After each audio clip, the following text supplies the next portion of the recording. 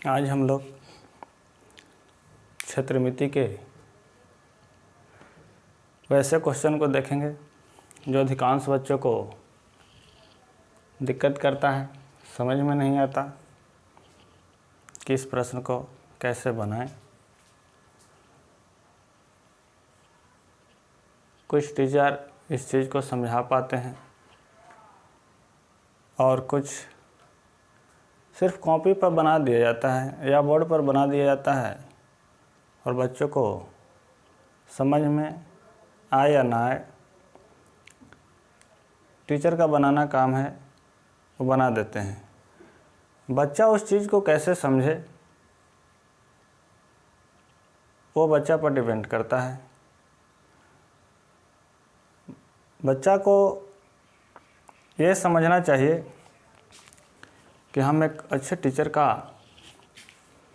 चुनाव करें जो उस चीज़ को बढ़िया से समझा सके। लेकिन आज के बच्चा पता ना क्या सोचता है, अपने आप को ज़्यादा स्मार्ट सोचेगा तो उसके बस का तो मैथ है नहीं, और मैथ जिसके पास नहीं है उसके पास कुछ है ही नहीं, क्योंकि मैथ पर ही पूरा साइंस आधारित है। आगे जो आपका फिजिक्स पढ़ना होगा 11th में, 12th में केमिस्ट्री पढ़ना होगा, और मैथ आपका अगर कमज़ोर है तो नहीं पढ़ पाएंगे आप आगे चलकर। इसलिए मैथ की तैयारी आपको 9वां से ही हो जाना चाहिए, यानी 9th और 10th 2 क्लास अगर बढ़िया से पढ़ लेते हैं आप तो आगे चलकर आपको कोई दिक्कत नहीं होगा। चलिए देखते हैं एक क्षेत्रमिति का आज एक सवाल जो बिल्कुल ही आसान है। कहता है 3 मीटर किनारे वाले एक घनाकार काठ के टुकड़े में लंबवत एक बेलनाकार छेद काट लिया गया है जिसकी त्रिज्या 1 मीटर है। बचे हुए काठ का आयतन ज्ञात कीजिए। मतलब यहाँ पर एक घनाकार काठ का टुकड़ा दिया गया है जिसका एक भुजा कितना है, 3 मीटर है। इसके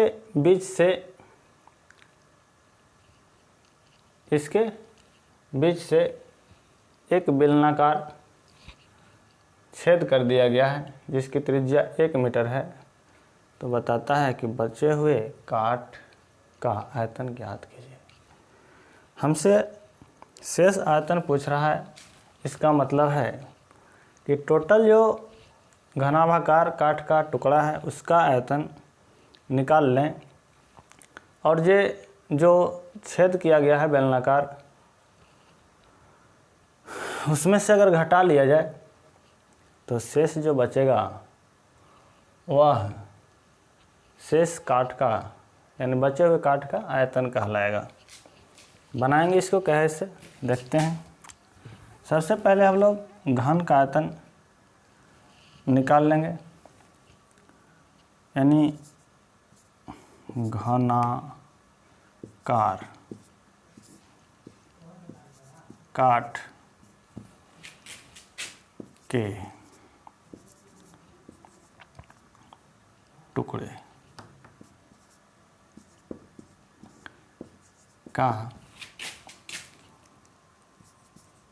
आयतन बराबर, घन का आयतन बराबर होता है भुजा के क्यूब, यानी 3 का क्यूब बराबर 3 तिहाई। 3 पावर है, इसका मतलब कि 3 बार क्या करेंगे गुना, 3 तिहाई 9 तिहाई 27 मीटर क्यूब। अब इसमें से चूँकि बेलनाकार भाग काटा गया है इसलिए हम लोग बेलनाकार जो छेद है उसका आयतन निकाल लेंगे। छेद जो किया गया है बेलनाकार काटे गए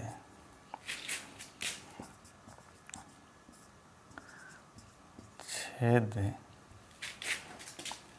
का आयतन, बेलन का आयतन कितना होता है, फार्मूला πr²h, जिसमें पाई का जो मान है वह 22/7 गुने r दिया है 1 मीटर गुना 1 गुना बेलन का जो हाइट होगा वह घनाभ के भुजा के बराबर होगा, क्योंकि इसी में से काटा गया है क्या, बेलनाकार भाग। तो जितना इसका हाइट होगा उतना ही हाइट किसका होगा, बेलन का, यानी कितना 3,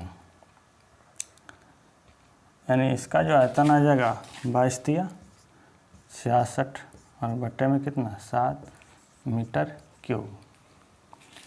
अब हम लोग बचे हुए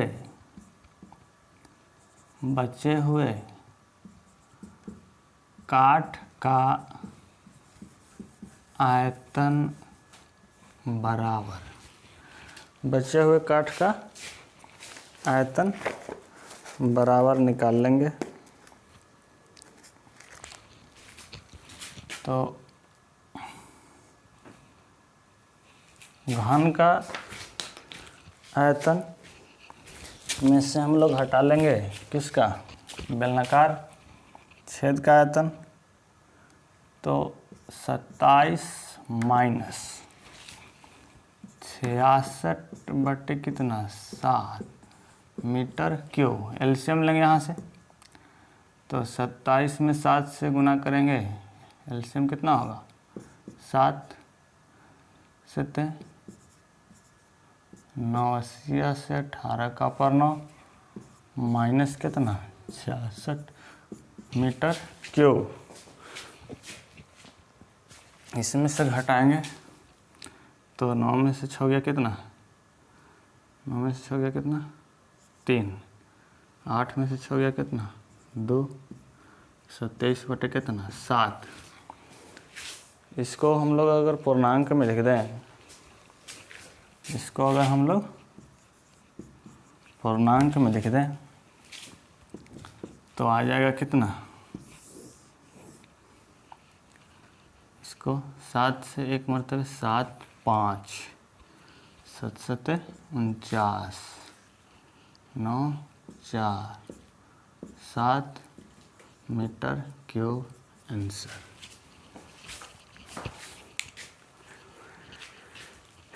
बिल्कुल ही आसान था, कुछ नहीं था इसमें, बस एक बार इसको समझ लेना है और उसके बाद क्या हो जाए बन जाएगा। दिया था 3 मीटर घन वाले फिगर। सबसे पहले क्षेत्रमिति बनाने के लिए आपको फिगर बनाने आना चाहिए, जिससे कि सवाल अगर इस तरीक़ा से बना जाए तो परीक्षा में आपको, अगर यह 5 नंबर का पूछता है तो आपको 5 मार्क्स दे दिया जाएगा, अगर इस तरीक़ा से बनाया जाए तब। फिगर के साथ बनाना होता है क्षेत्रमिति में, और आजकल के लड़कन को फिगर बनाना ही नहीं आता है, तो जांच करने वाला भी समझ जाता है कि बेचारा को क्षेत्रमिति नहीं आता है। क्षेत्रमिति का मतलब क्या, आपको फिगर आना चाहिए उस चीज़ का। और क्षेत्रमिति बनाने से पहले आपको कुछ फार्मूला है उसको याद करना होगा। और भी क्लास इस तरह के मिलते रहेंगे,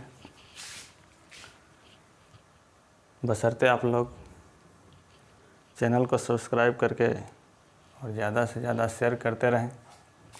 शेयर करिएगा जितना अधिक उतना ही हम वीडियो डालते रहेंगे।